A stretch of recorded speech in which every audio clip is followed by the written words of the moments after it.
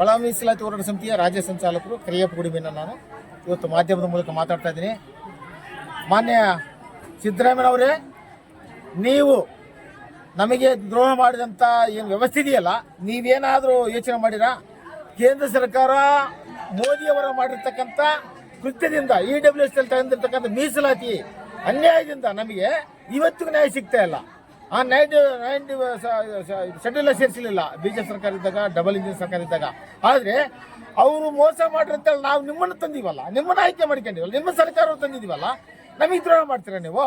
ಇವತ್ತು 56,432 ಉದ್ಯೋಗನ ಸೃಷ್ಟಿ ಮಾಡ್ತಾ ಇದ್ರಿ. ಮತ್ತು ಗೃಹ ಸಚಿವ ಪರಮೇಶ್ವರ್ ಅವರು ಸುಮಾರು 8,000 ಪೊಲೀಸ್ ಉದ್ಯೋಗಗಳನ್ನ ಸೃಷ್ಟಿ ಮಾಡ್ತಾ ಇದಾರ. ಇದರಲ್ಲಿ ನಮಗೆ ಅನ್ಯಾಯ ಆಗುತ್ತಾ ಇಲ್ವಾ?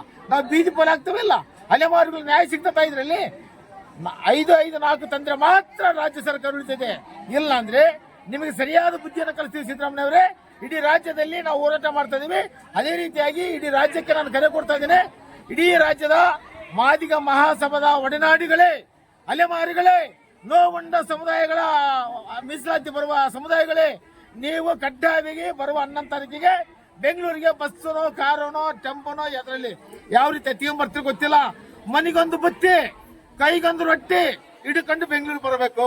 ಹೋರಾಟವನ್ನ 12 ತಾರೀಕಿಗೆ ವಿಧಾನಸೌಧ ನುಗ್ಗೋದಕ್ಕೆ ಫ್ರೀಡಂ ಪಾರ್ಕ್ ನಲ್ಲಿ ನೀವು ಬಂದು ಸೇರ್ಕೋಬೇಕು.